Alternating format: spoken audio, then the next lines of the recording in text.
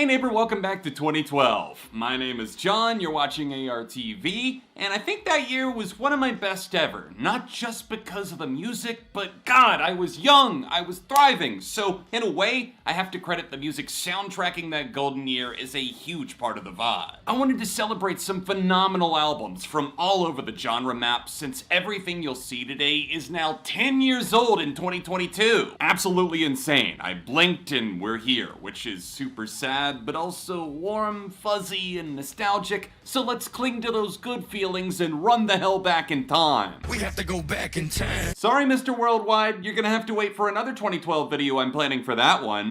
I wanted to give some quick-fire praise to these magical records that remind me of why I love music so much. If you could, please take a quick second to like the video and drop a comment, because the engagement really helps push the more out-of-pocket videos like this one.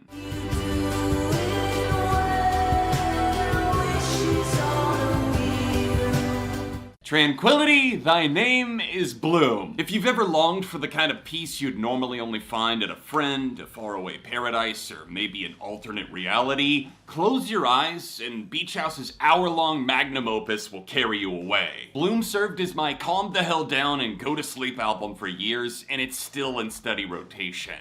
The expansive dream pop arrangements feel very cozy and safe, with Victoria Legrand noticeably bumping her voice higher in the mix without losing that magical quality that makes her sound like an ethereal angel. Alex Scally poured his silver soul into the album too, and that cannot be emphasized enough. They come as a pair and speak the same musical language, continuously pouring concrete with one hand while molding beautiful vessels in the other. It's a life-affirming body of work that might thrive the most on its buzzworthy tracks like Lazuli or my personal introduction to the band Myth, but there's pure gold in the deep sea too, with The Hours, Irene, and Wishes serving as living proof.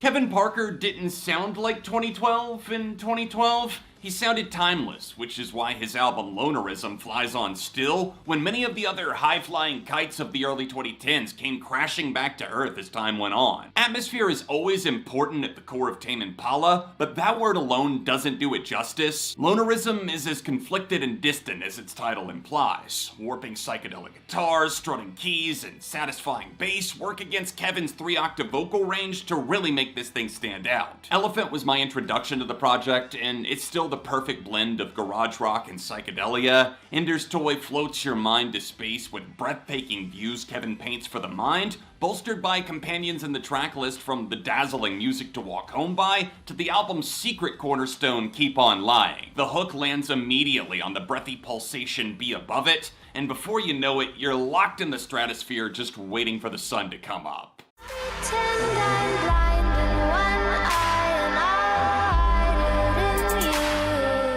Unsettling Tombstones awaken in each chapter of Shrines, the fascinating debut album by the Canadian electronic duo Purity Ring. Wrapping layers of glitchy, minimalistic texture around the noose of grimy lyrics makes for the perfect combination of dark and light. Purity Ring crawls out of the womb like a doe unsure of her first steps, letting the natural chemistry they have as a duo kick in like an instinct. Amazingly, this record still sounds fresh as hell after an entire decade. Obadiah salts the rim with enough catchy mystique to pique anybody's curiosity, so if you find yourself drawn to the light like I was, dive in head first and witness the inside of an expertly crafted black hole.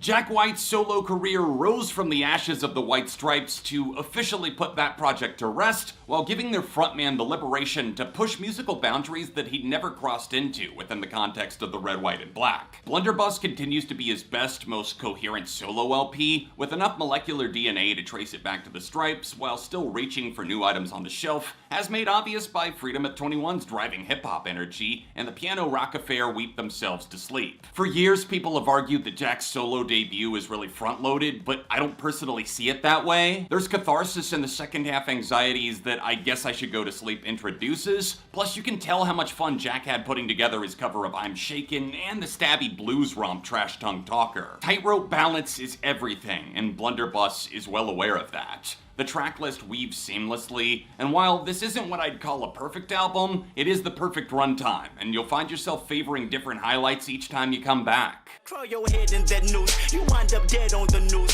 Ain't no peace treaty, just peace and BG's up to pre-approved. Prolific, generation-defining storytellers can mold a relatively simple life event and turn it into edge-of-your-seat suspense. Of course, Kendrick Lamar is one of those icons. He's my favorite rapper, and this record, Good Kid, M.A.A.d City, managed to flip my entire view on hip-hop. Maybe a hot take, maybe not, but I think this is K.Dot's best album. You're tweaking for another hit as soon as Sing About Me I'm Dying of Thirst fades to black, and after an hour of beat switches, dominant bars, and the story of a young man in Compton navigating an increasingly scary life, you can't help but feel plugged into his struggle. Kendrick flipped the switch, and I'm stoked that a man with this level of insane talent just has the world hanging on his every last word. This breakthrough album, Good Kid, M.A.A.d City, is stuffed with orgasmic beats, thoughtful imagery, and a conscious attention to detail that we weren't seeing a ton of in rap in 2012, which is why I feel it set the bar for the next decade. Tolerate my little fist tugging on your forest chest. I don't wanna talk about. After taking more than half a decade to build, the Idler Wheel arrived as Fiona Apple's most unconventional weapon yet. A gripping portrait of the purgatory she felt she deserved, permanently waiting in limbo for the spark of life to return. The Idler Wheel is Fiona's forgotten child in many ways, since it came out at a time in music where so many different conversations were happening as the tide shifted to the club boom, the indie rock resurgence, folk bands, pop stars, and then there was Fiona Apple, the lone wolf howling in the distance for anybody willing to lend an ear. Her frustration comes in waves through brilliantly complex lyricism, darkened piano playing, and a trail of eclectic play anything that makes a sound instrumentation that she began here and explored even further on the also excellent Fetch the Bolt Cutters. Our minds set free.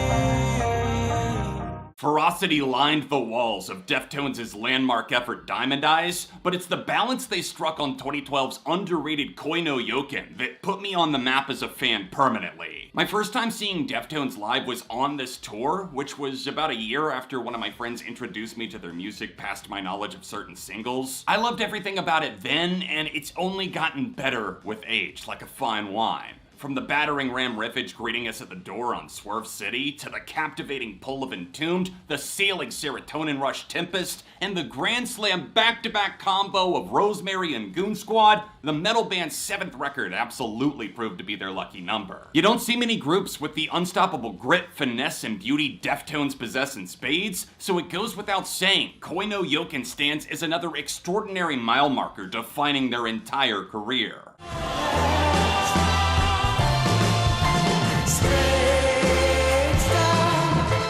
Distant, open-ended peace feels like home on Shields by Grizzly Bear. I was a bit late to this one, given that I wasn't super familiar until I checked out Painted Ruins in 2017, but I fell in love at that point, and traveling back to this beloved indie folk record should alert your senses to what you've been missing. They're one of those known, but also under the radar at the same time type of bands. Some people only know the breakout hit 2 weeks and nothing else, but the real ones know that their originality flourishes in the context of putting away distractions and just letting one of their records whisk you away. Tireless devotion to sound makes Shields a daydreaming pleasure, a perfectly timed shot in the dark that never misses its target. In many ways, it's a mood album, and I definitely admit that I'm not always up for a full listen, even if standouts like Speak in Rounds to Sun in Your Eyes work no matter what season of life you're in.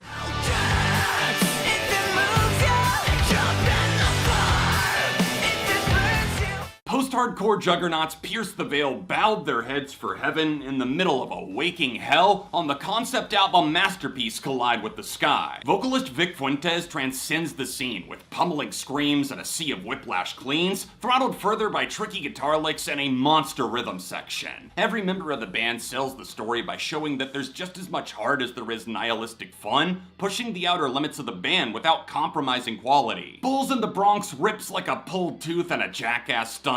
Hell Above revels in the melodramatic bombast, Props and Mayhem continues to be super underrated, and King for a Day will never not pop the fuck off. It's still the best thing that Kelly Quinn has ever been a part of. It stands as their most complete album to date, full of off-the-rails headbanging, anthemic grief, and a whole lot of catchy-ass riffs, breakdowns, and unforgettable singing from Vic. The sunshine always kept you warm. So why see the world? Finally, we close out the list on an album that I've never really gotten to talk about before. It's Channel Orange by R&B shadowy superhero Frank Ocean. Ascendant wavelengths pull back the tide to reveal one of the most sonically pleasant records ever made. As it spans 17 tracks in 55 minutes, Ocean keeps us zen-centered and, most importantly, entertaining, with a batch of songs that feel like they were truly destined to become an entire album. That level of cohesion is just one of many things that makes this Frank shining star. From the loungy hooks of Sierra Leone, to the funky delight monks, and the dark contrast crack rock hooks you on, Channel Orange is undoubtedly a champion, whether you're looking at it from the singles, the production, the charming vocal delivery that is just so good in the mix. It's a road paved in pure mellow gold. What are some of your favorite albums from 2012? Let me know in the comments section down below. Can you believe it's been an entire decade? Because I sure can't. It totally zoomed by, and it really was a great year for me, both personally and even for the channel. I was cutting my teeth back then, and I feel grateful for that time, that experience. Anyways, there's a couple of recent videos that you can check out on screen, and I'll see you soon for more content on ARTV.